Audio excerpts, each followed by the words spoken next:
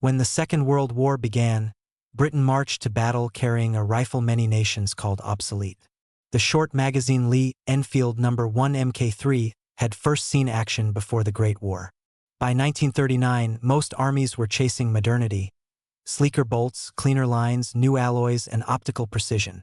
Yet the British soldier clung to a weapon that looked like a relic from the trenches of the Somme. Critics scoffed that the Empire's infantry would be outgunned by faster, lighter, more modern designs. But history would prove them wrong.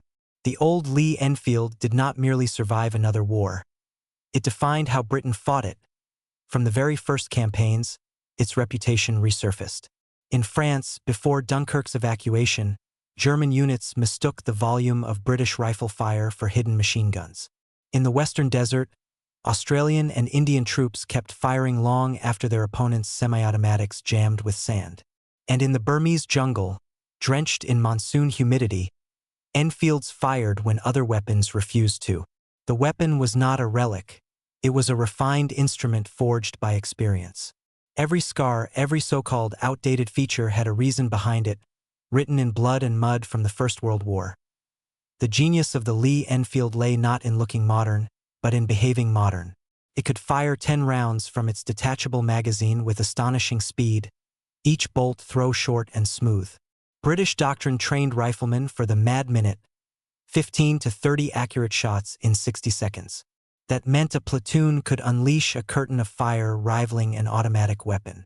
To the enemy, it sounded like mechanical thunder rolling across the battlefield.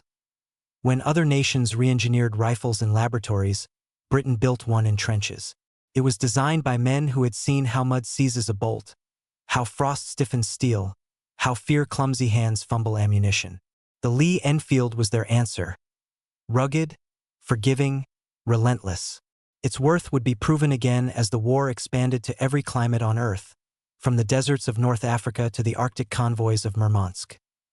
Cumulative word count: 400 other nations admired elegance.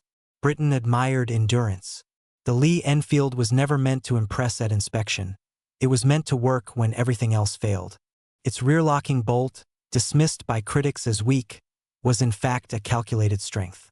By locking at the rear rather than the front, it allowed the steel to flex slightly, absorbing dirt and grit instead of jamming. In the chaos of war, sandstorms, sleet, or mud, this meant the Enfield kept firing when precision-machined rifles seized up. A German Mauser could boast tighter tolerances, but that very perfection became its flaw under combat conditions. The Enfield, slightly looser and far more forgiving, reflected a simple truth of British engineering. Reliability mattered more than refinement. Even the action's speed reflected practicality. The bolt's short throw, only 60 degrees, let a trained rifleman cycle rounds with a rhythm that astonished enemies.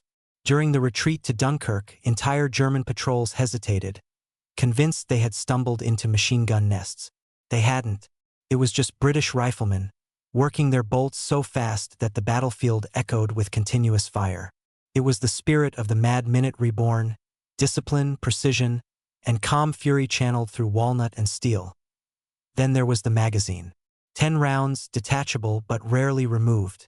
Soldiers loaded in 5-round stripper clips, double-stacking them faster than most armies could refill internal magazines. At platoon scale, that small difference translated into enormous firepower. A section of 10 men could send 300 aimed rounds downrange in a minute. On a narrow front, it meant domination. On a defensive line, it meant survival. Every feature told the same story. The Lee Enfield was not built for laboratory precision or factory showmanship. It was the product of necessity, a weapon designed to be held by cold, tired men in a trench or a foxhole and still deliver victory. When soldiers marched from Tobruk to El Alamein, or from Kohima through Burma, it was the Enfield slung over their shoulders. Its design carried the lessons of every front that had tested the Empire before. And as new rifles appeared, with promises of innovation and modernization, the British old rifle quietly kept proving that it still set the standard. The Lee Enfield was more than a rifle. It was a symbol of a global army. Across continents, from Scottish highlands to the deserts of Rajasthan, men of the Empire carried the same trusted weapon. It unified a vast and diverse fighting force through familiarity and dependability. A Gurkha from Nepal, a Canadian from Ontario, and a Yorkshire lad could all strip, clean, and reassemble it by touch alone. That universality was no accident, it was strategy.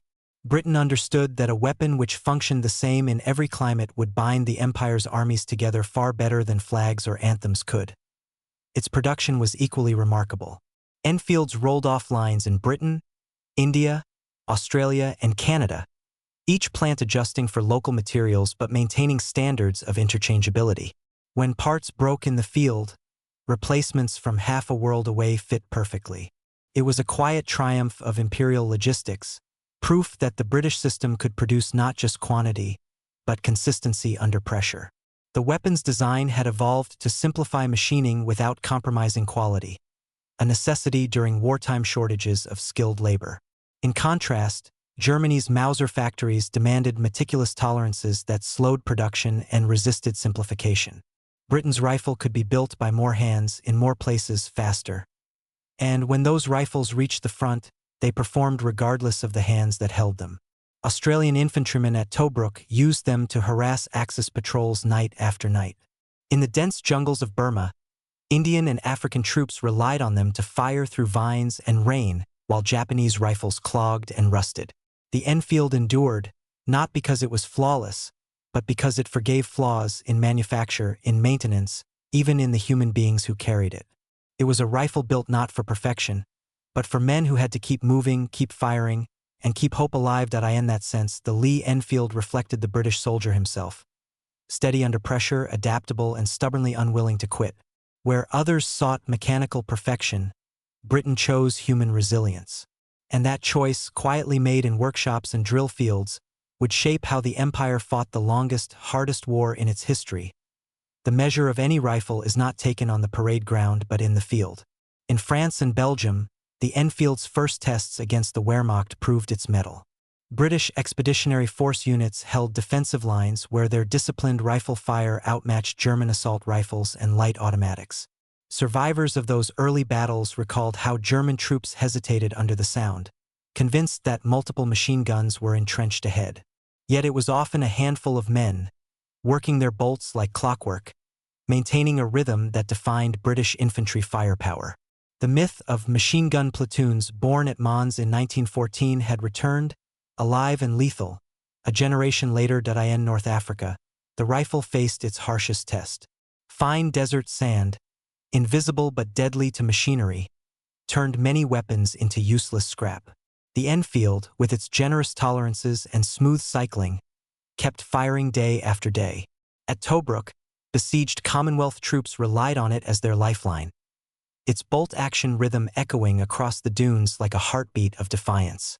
Even after weeks without proper cleaning, it functioned. Mechanics joked that the rifle had the soul of a mule. Stubborn, tough, and uncomplaining. Half a world away, in the jungles of Burma, the same rifle fought an entirely different war. The Enfield's oiled wood swelled in humidity, yet it still fired true. Its open sights, broad and simple, cut through the mist better than narrow peep sights of newer designs. The weapon seemed to adapt to nature's extremes, much like the men who carried it. Soldiers learned that when everything else failed, radios, trucks, even air support, the Lee Enfield still answered. It became both tool and companion, a reassurance that Britain's ingenuity worked not just in theory, but in the grit and chaos of war. Each of these fronts told the same story. Reliability was worth more than innovation. While engineers elsewhere pursued the next generation of semi-automatics, Britain had already perfected the art of making a rifle that worked everywhere, for everyone. The Empire's wars demanded adaptability, not novelty, and the Enfield delivered it with unflinching consistency. The Lee Enfield may have looked old, but its engineering was quietly advanced. Beneath the wooden stock lay a system optimized for speed and balance. Its enclosing bolt design, where the final locking happened as the bolt pushed forward, allowed the shooter to chamber rounds faster than any rival bolt action of the era. To the untrained eye, this seemed a small mechanical quirk. To a British marksman, it was the difference between life and death. Smooth cycling meant the rifleman could keep his eyes on the sights, his target never lost, his rhythm unbroken. When paired with rigorous British training, that mechanism became an art form. The rifle didn't make the soldier, it amplified his discipline. Even the choice of cartridge reflected foresight. The .303 British round may have lacked the raw power of newer German calibers, but it offered recoil that was manageable and accuracy that stayed true under rapid fire. In practical combat ranges under 300 yards, it delivered devastating consistency. The British Army understood that most battles were not fought at sniper distances but in confusion and smoke, where quick, accurate volleys decided the day. The Lee Enfield's design embodied that reality. Pragmatic, not theoretical. Then came the number 4 MKI, a wartime refinement that proved evolution could outperform revolution. Simplified sights, stronger barrels, and easier machining made it faster to build and tougher in combat. It was the rifle of El Alamein, Normandy, and Kohima. From the icy decks of Arctic convoys to the steaming jungles of Southeast Asia, it fired the same, felt the same, and endured the same. Its bayonet, nicknamed the pig sticker, was a reminder that British steel still believed in close-quarters determination. When the war ended, armies across the world kept their Enfields. Newly independent nations trained generations of soldiers with it. Police forces, hunters, and peacekeepers swore by its accuracy. It became a living link to the men who had carried it through fire and fury. And even as self-loading rifles took over the modern battlefield, the Lee Enfield remained in reserve, trusted, familiar, unyielding. Its age had not weakened it. It had only proven that timeless design endures when fashion fades. When peace returned, the Lee Enfield did not fade quietly into museums or collectors' cases. It remained on duty across the Commonwealth for decades, patrolling borders, training recruits, and appearing wherever stability needed a steady hand. From Malaya to Kenya, from Northern Ireland to the Falklands, the familiar outline of the rifle symbolized continuity. Soldiers trusted it not because it was perfect, but because it never betrayed them. It embodied a philosophy deeply rooted in British thinking. Precision serves pride, but dependability wins wars. Its influence extended beyond the battlefield.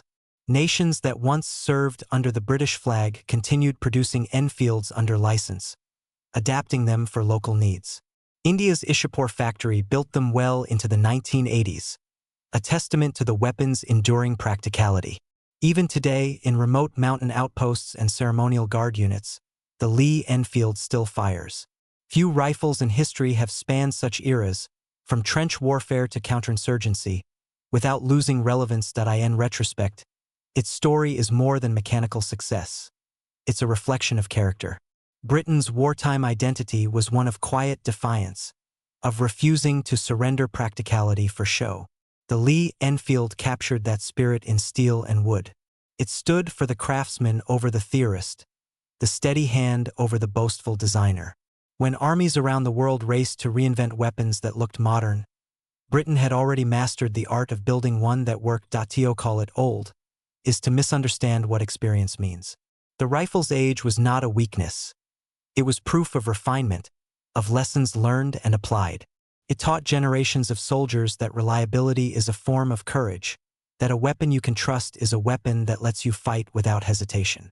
And in that trust, Britain's infantry found its strength. Even now, historians speak of the Lee Enfield with a mixture of respect and affection. It was more than a rifle. It was a companion to victory, a product of wisdom, and a symbol of how Britain turned experience into enduring advantage. The modern world may have moved on to polymers and optics, but the legacy of the Lee Enfield remains steady, loyal, and unshakably British.